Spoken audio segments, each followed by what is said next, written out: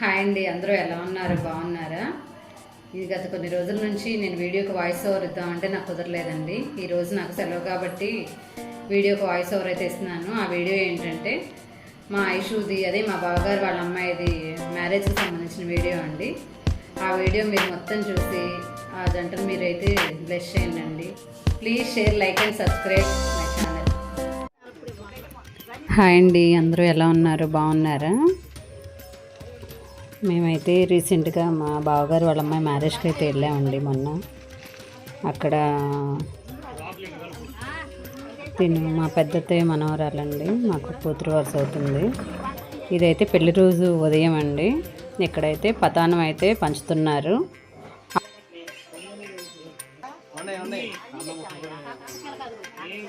అబ్బాయి తరపు బంధువులండి వీళ్ళు ఒక 5గురు అలా వచ్చి పతానం పెట్టినైతే తీసుకొని వచ్చారు.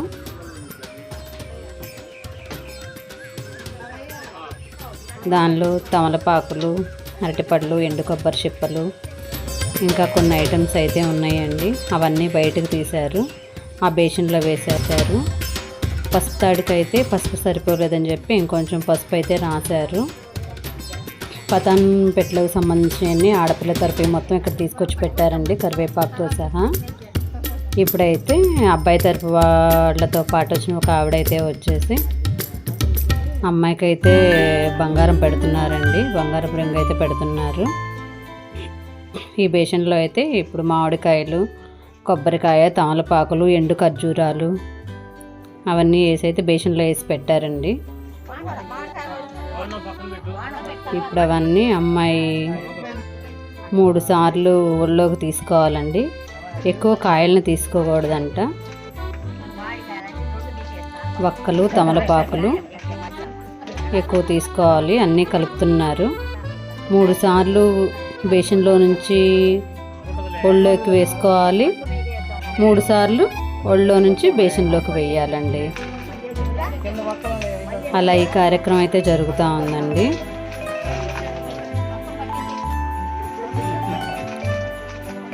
తర్వాత పక్కన వాళ్ళ మేనత్త అయితే ఎలా చేయాలో ఏంటని చెప్తున్నారండి. ఆ పెద్దవాడు కూడా చెప్తున్నారు ఎలా ఎన్ని తీసుకోవాలి ఏంటి అనేది. ఆ అమ్మాయికి అయితే చెప్తూ ఉన్నారు. తనకైతే తెలియదు కదండి. అందరూ అయితే ఇంట్రెస్ట్గా చూస్తున్నారు అక్కడ జరిగే కార్యక్రమం అంతా. తర్వాత అయితే పెద్దవాడు అమ్మాయికి పట్టు చీర అయితే పెడుతున్నారు.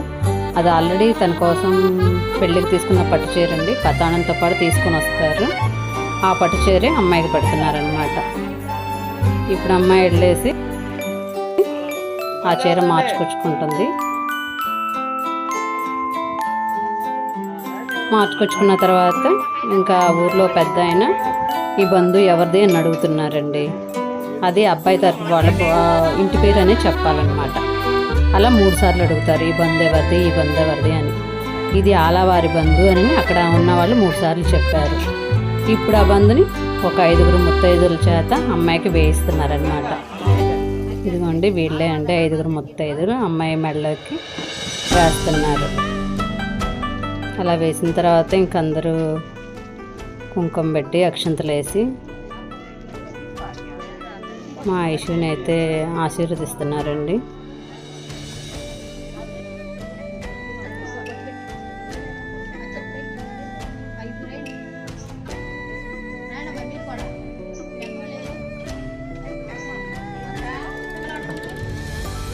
అలా అందరూ ఉండి ఒకళ్ళ తర్వాత ఒకళ్ళు వచ్చేసేసి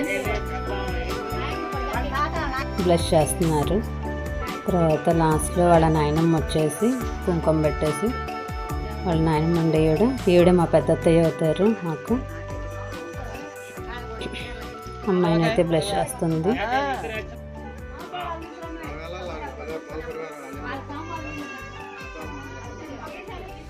తర్వాత మా ఐషు అయితే వాళ్ళ అత్తగారింటికి బయలుదేరుతుందండి.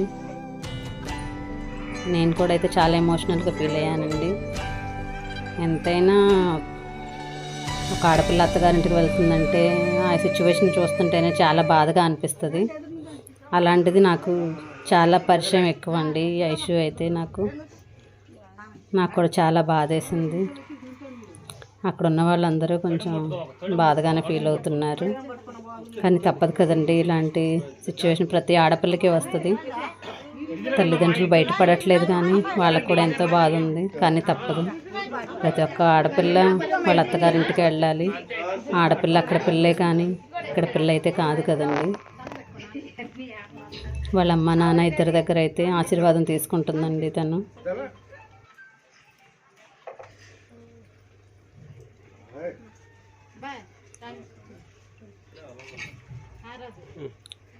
మనసులో కూడా ఎంతో భయంగా బాధగా తనైతే వాళ్ళ అత్తగారింటికి వెళ్తుందండి. ఇంకా తనతో పాటు ముగ్గురు అయితే విడిదింటికి వెళ్తున్నారు. అబ్బాయి వాళ్ళ ఇంటి దగ్గర విడిదింటికి, తర్వాత వాళ్ళ మేనమామ అత్తయ్య దగ్గర అయితే ఆశీర్వాదం తీసుకుంటుందండి.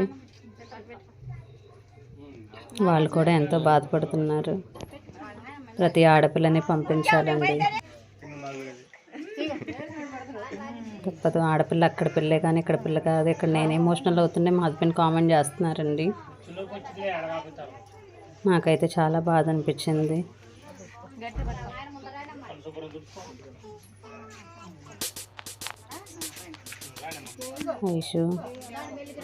ఐషు నువ్వు లైఫ్ లాంగ్ హ్యాపీగా ఉండాలని కోరుకుంటున్నాను.